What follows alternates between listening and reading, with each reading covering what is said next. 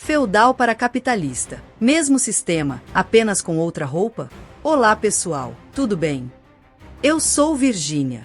Muitos estudiosos e pessoas comuns questionam se a passagem do feudalismo para o capitalismo realmente mudou algo essencial, ou se apenas trocou as formas, mantendo a lógica de concentração de poder e exploração que marca ambos os sistemas. A concentração de recursos continua a mesma, e ainda aumenta. Feudalismo. Menos de 1% da população, senhores, nobres, igreja, detinha quase 90% das terras e recursos do país. Essa propriedade era transmitida de geração em geração, sem possibilidade de compra ou venda por quem não fazia parte da elite. O resto da população vivia daquilo que conseguia produzir em pequenos lotes ou do que o senhor permitia, com nenhuma chance de acumular riqueza própria. Capitalismo. Hoje, menos de 1% da população controla mais de 50% do capital global, incluindo terras, fábricas, tecnologias, bancos, mídias e até mesmo dados pessoais. Nos últimos 30 anos, essa concentração só aumentou. Os 1% mais ricos do mundo detêm quase 2 vezes mais riqueza que os 6,9 bilhões de pessoas que compõem a metade mais pobre da população. A maioria depende do salário para sobreviver, sem acesso aos meios que geram riqueza de verdade, e quem consegue comprar uma casa ou um terreno geralmente fica endividado por décadas. O que não muda, a elite sempre garantiu que os recursos essenciais ficassem em suas mãos, seja por herança, leis que favorecem a acumulação, ou até por práticas ilegais como corrupção e sonegação. Mesmo com reformas, a estrutura básica de concentração permanece. 2. A exploração da força de trabalho é fundamental e se adapta aos tempos. Feudalismo. Os servos trabalhavam entre 12 e 16 horas por dia, sendo que metade ou mais do tempo era dedicada à produção para o senhor. O valor que criavam com seu trabalho era apropriado pela elite, enquanto eles recebiam apenas o mínimo para se alimentar, vestir e manter suas famílias, sem direitos a férias, saúde ou aposentadoria.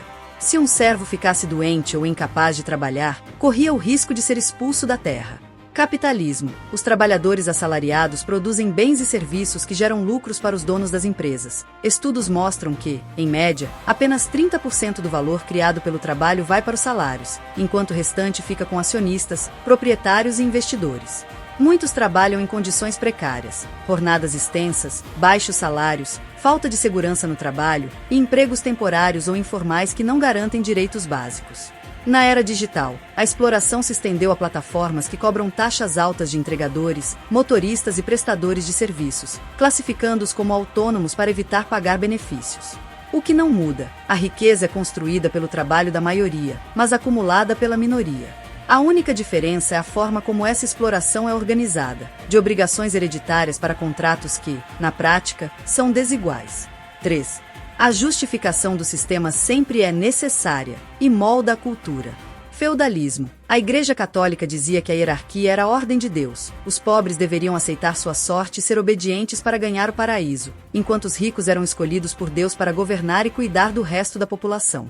Essa narrativa era disseminada por meio de pregadores, arte religiosa e ensinamentos, moldando a forma como as pessoas enxergavam o mundo e seu lugar nele. Capitalismo. Disse que é o sistema mais eficiente para gerar riqueza e progresso. A riqueza dos poucos gera empregos e desenvolvimento para todos, e quem não tem sucesso é por falta de esforço, capacidade ou sorte.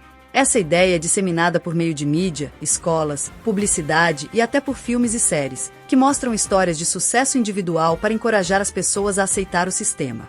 Quando a desigualdade fica muito visível, surgem narrativas como precisa de mais esforço ou o governo gasta dinheiro demais, desviando a atenção da estrutura do problema. O que não muda, sempre há uma narrativa que explica e justifica a desigualdade, para manter a ordem social e evitar revoltas. Essa narrativa é absorvida pela maioria como algo natural ou inevitável. 4. O poder político sempre vem com o poder econômico, e os dois se alinham. Feudalismo. Os senhores feudais controlavam a justiça local, mantinham seus próprios exércitos, cobravam impostos e definiam as regras para quem vivia em suas terras. Eles tinham poder para nomear autoridades, julgar casos e até declarar guerras contra outros senhores. A monarquia dependia da elite feudal para manter o controle do território, então as leis eram feitas para beneficiá-los, como a proibição de camponeses vender suas terras ou sair da propriedade sem permissão. Capitalismo. Grandes empresas e bilionários financiam campanhas políticas, contratam lobistas para influenciar a criação de leis e colocam pessoas próximas em cargos importantes do governo. Elas conseguem aprovar medidas que reduzem seus impostos, facilitam a exploração de recursos naturais e flexibilizam as leis de trabalho. Mesmo em democracias, o poder econômico define as prioridades do governo. Projetos que beneficiam a elite são aprovados mais rápido, enquanto políticas de assistência social enfrentam resistência. O que não muda, o poder econômico se transforma em poder político, garantindo que as regras do jogo beneficiem quem já está no topo. Quem tem dinheiro pode fazer valer seus interesses, enquanto a maioria precisa se organizar para ser ouvida. 5. A vulnerabilidade da classe trabalhadora é constante, e os riscos são maiores. Feudalismo. Se o servo não obedecesse ao senhor, perdia a terra, a proteção e podia ser punido com trabalhos forçados ou prisão.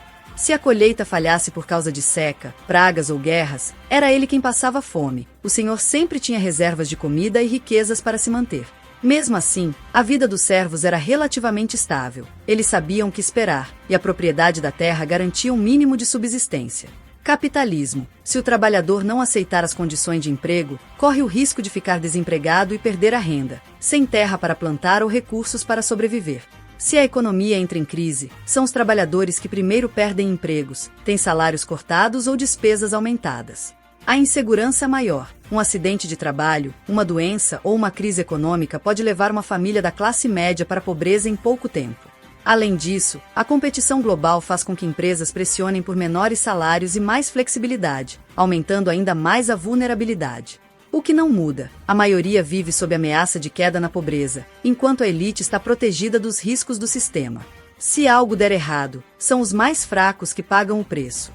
Quer que eu fale sobre movimentos sociais ou experiências em outros países que buscam quebrar esse ciclo de concentração de poder, ou sobre como essa realidade se manifesta no dia a dia de quem vive na Bahia?